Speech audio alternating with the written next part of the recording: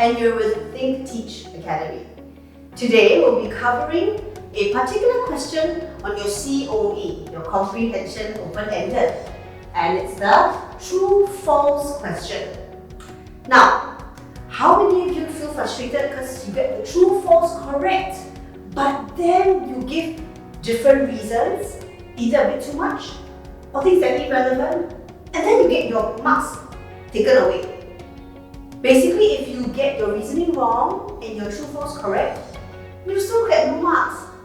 And sometimes I've heard students discussing, hey, but my answer is here, it's in the second line, can you see? But then they add other things onto it, and that again causes you to lose all your marks for that particular question. So today, I'm going to teach you how to avoid that altogether and to get the marks that you deserve. Okay, let's watch. There are 2 steps to get it right.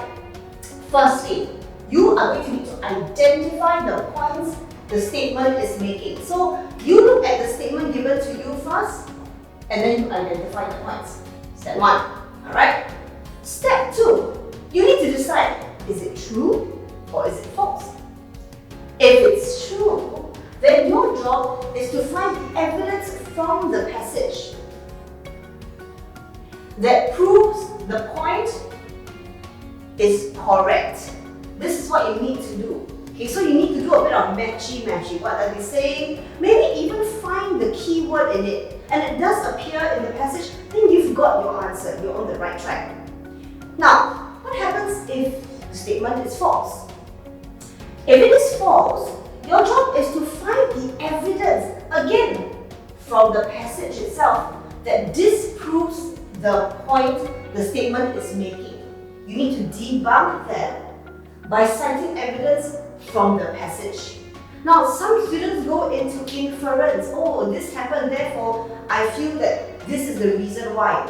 You cannot go from feel or gut. It has to appear in the passage. The words have to be there to help you disprove, or if it's true, prove that the statement is correct.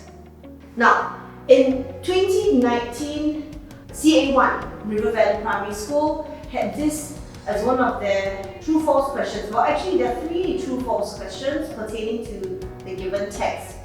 Let's look at the true-false A. Katie stopped when she realized she was crossing the busiest street in New York. Now, let's recap. Step 1, identify the points that the statement is making. So if you're looking at the statement, you would pick up keywords like stopped, and she had to realize that she was crossing the busiest street in New York. The answer clearly is true. But what is your reason? If you look at this passage, did she stop?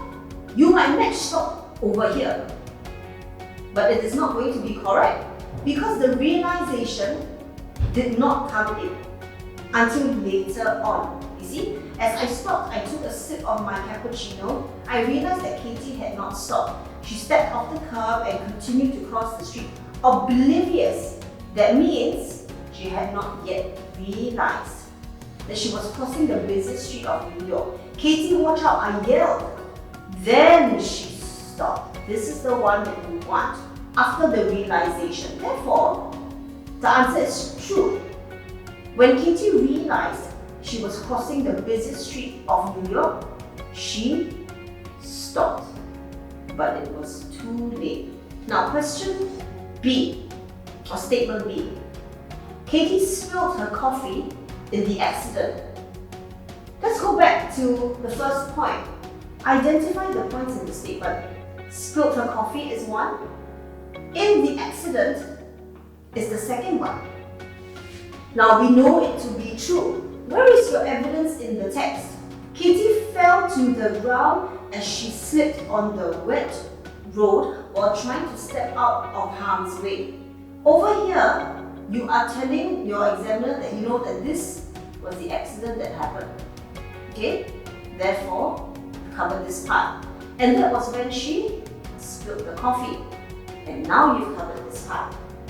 So you are answering directly to the statement itself and not giving any other peripheral information that you do not need. Now I'm going to move you on to the last statement, statement C. Katie was hurt in the accident. I'm sure by now you know point 1 would be hurt. And she's been hurt in the accident, not running after a taxi or trying to balance a hot drink, right? Now let's look at the passage. She was hurt in the accident. Was that true? No, it was false. Why? When the author asked Katie if she was alright, there you go, after falling to the ground in the accident, Katie nodded to show you that she was not hurt and it was in the accident that she managed to escape unscathed. This way you covered your 2 points here.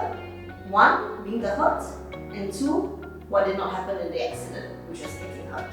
And then you will have answered it directly to prove that the statement C is false. Now, in our subsequent English lessons, we will be covering more techniques on how to answer the various types of comprehension questions. And I look forward to seeing you in my class.